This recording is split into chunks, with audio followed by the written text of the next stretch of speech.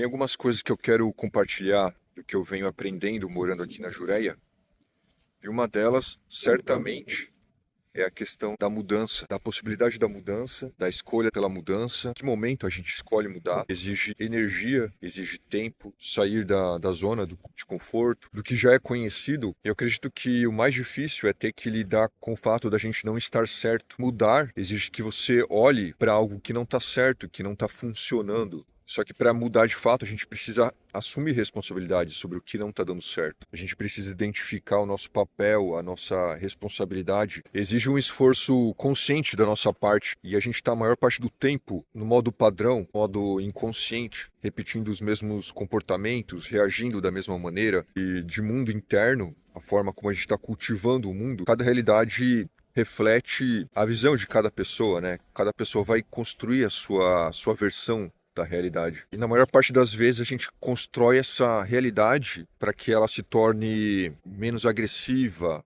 mais confortável para a gente, né, principalmente. Então a gente floreia, a gente minimiza, às vezes hiperdimensiona, e tudo isso foi construído ao longo de toda a nossa vida, né? Começou na infância, aquilo que a gente ouviu, aquilo que a gente aprendeu, presenciou, a história que contaram pra gente, a história que a gente foi contando pra gente mesmo, papéis que a gente tem que assumir, que a gente tem que performar, as máscaras sociais que a gente tem que utilizar para lidar com o mundo social. As pessoas não conseguem lidar com a sua própria face.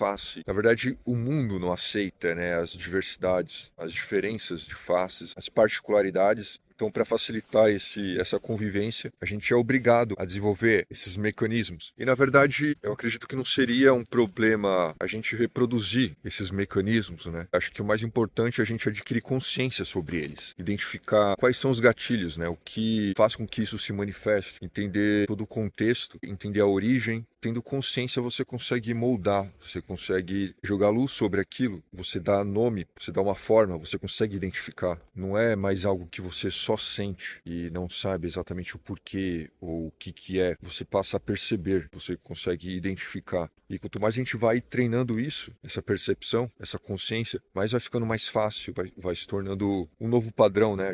O cérebro ele busca economizar energia e tudo que a gente reforça, principalmente mentalmente, onde tudo começa, se torna o modus operandi, um mecanismo padrão, os caminhos neurais, né, que são desenvolvidos na mente, e para facilitar todo o percurso, a gente vai reutilizando esses caminhos. E aí, quando a gente começa a adquirir essa consciência, a gente tem a capacidade de ir modificando isso, criando novas percepções ou ativando novos conjuntos de neurônios, e aí de modo consciente, regular e consistente, vai mudando. A neurociência prova isso, a psicologia, os estudos da mente comprovam isso. Filósofos no passado, os estoicos, o budismo fala sobre isso. E é muito curioso como todo esse conhecimento converge.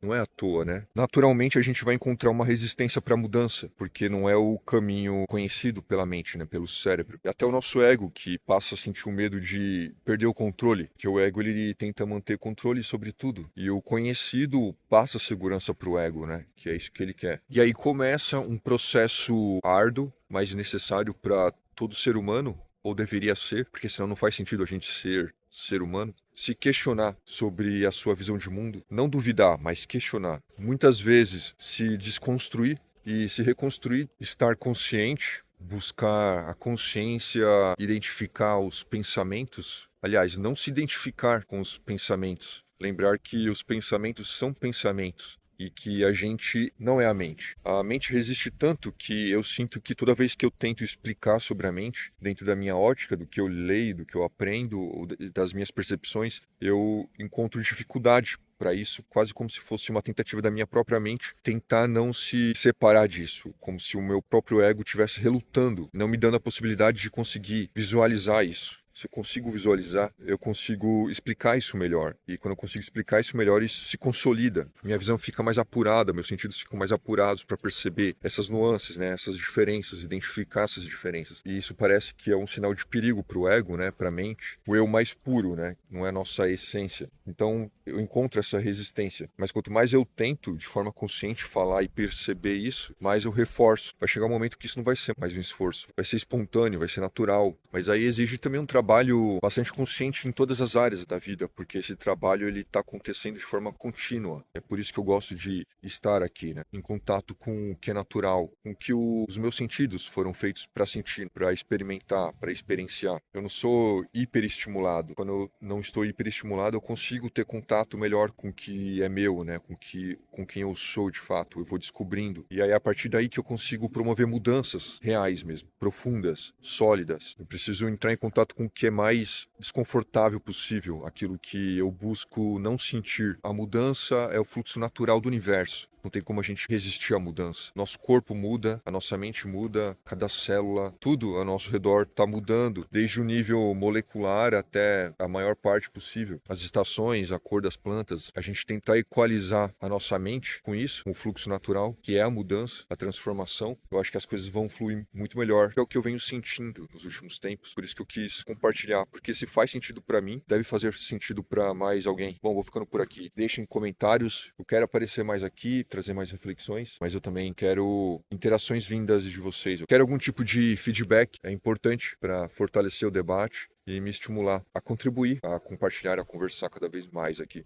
Até mais.